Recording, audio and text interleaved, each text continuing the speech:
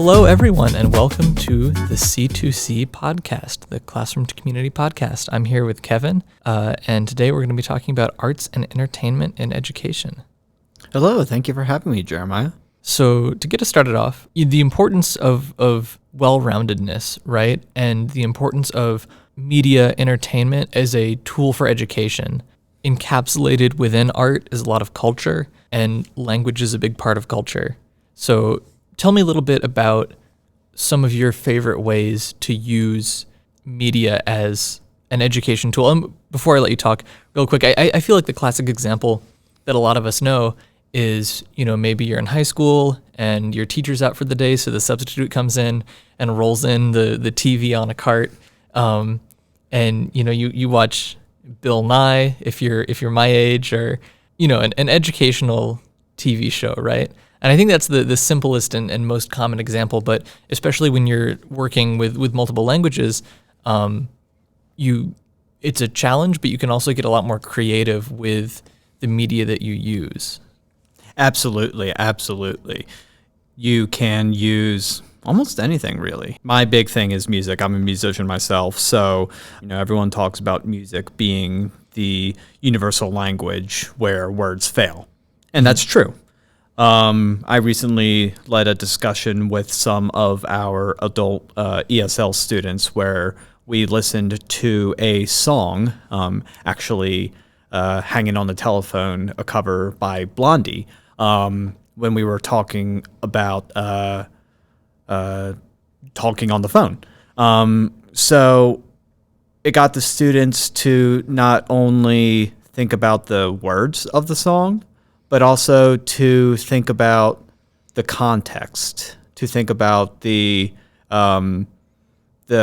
culture that's intrinsically linked within the song. One of the students commented that the song sounds happy and the words sound happy. Yeah, thinking of music also, there's a lot of lyricism and wit in almost any song that, as a native speaker, you kind of automatically understand, right? But and I think we touched briefly before on it. English is a really hard language to learn, with, among other things, a lot of idioms and turns of phrase that I think come out a lot in music, especially if you think of the history of music in terms of like folk culture. Storytelling, a lot of those idioms and sayings and phrases that we as native speakers might find commonplace are not only interesting linguistic examples, but also really deeply rooted in the culture. And this is not just English, right? Deeply rooted in the culture of the language. Absolutely. And to go on the example of hanging on the telephone again, one of the idioms that is actually, I'm just realizing it's a generational thing because you don't really hang up telephones anymore. But they were talking about hanging up the telephone, ringing the telephone off the wall, and you also had the wordplay of WRING, ring, to pull the telephone off the wall, versus ringing the telephone, like ringing. So, you definitely have those play of languages that you would get in almost like poetry or other means and medias of literature, but with music especially. If you can't really digest the words as words, you can still digest the music, right?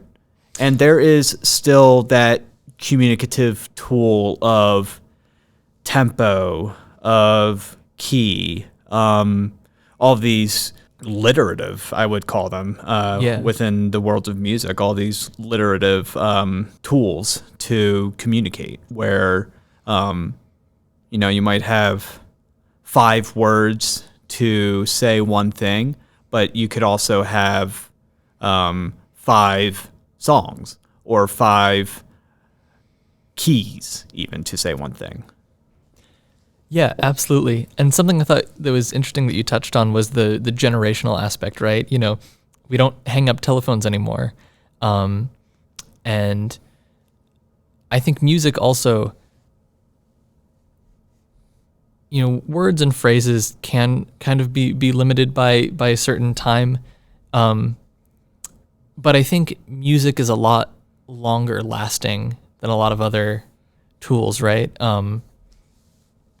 It's, hanging up a telephone might not be relevant now, but, for about a century or more it was. Right, exactly. And certainly even people today are familiar with a analog telephone, right? The concept, because, even if you haven't grown up with it, you've probably seen it in a movie, or you've heard a song about it enough to kind of get the context, right? So, I think that speaks to the power of media. Obviously, for teaching many things to a native audience, right? In addition to being a good tool for language acquisition and understanding.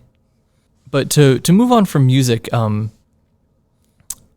media in general, have you used any non-musical, I know I gave Bill Nye as an example earlier, but even just the power of recorded video, right? We do a lot of video with LCMC staff, and that allows us to reach a wider audience because we record it and we get it on YouTube, and it can go out to people who, don't have the time or transportation or for whatever reason, can't get to the office in person.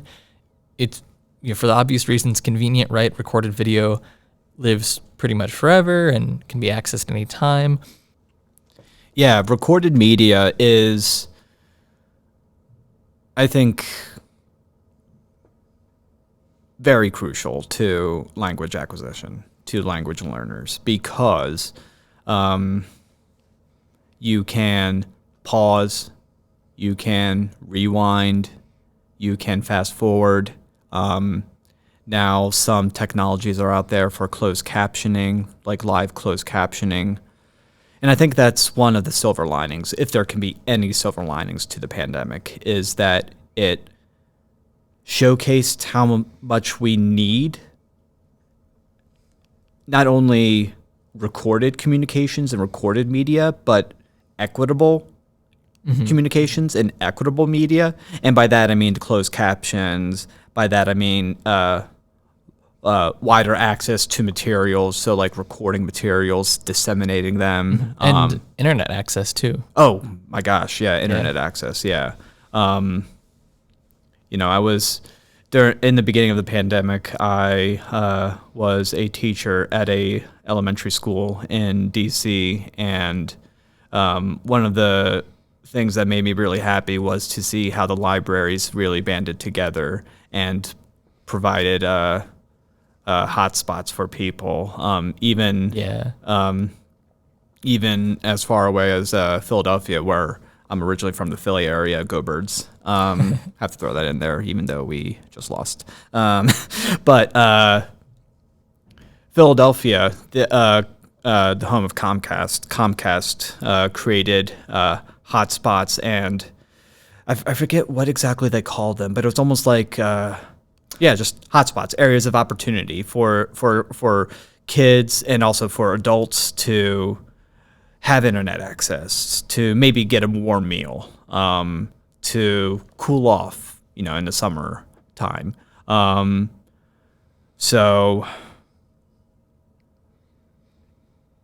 all the while having that access to YouTube, to Khan Academy, to these online resources and even print resources too. If it's not for learning, then maybe you just got to educate or entertain yourself. Yeah, absolutely. Absolutely. Well, we try to keep these short, and I always kick myself for it because I'd love to keep talking whenever I have a guest on. I always think it's super interesting stuff, but time is up. And I'm going to say thank you so much, Kevin, for joining us today. Thank you. Yeah, this was fun. And listeners, tune in next week for another episode of the C2C podcast. And thank you for listening.